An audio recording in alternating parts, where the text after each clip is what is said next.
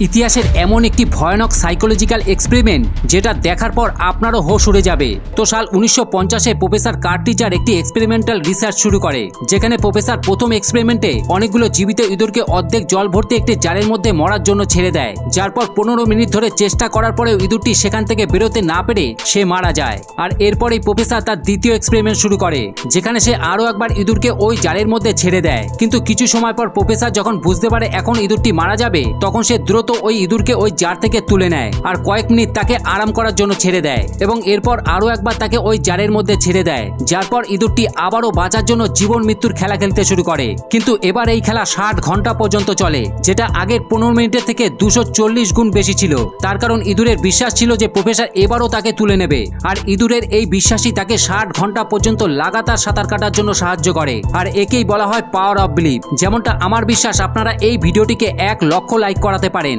তো করে দিন না প্লিজ।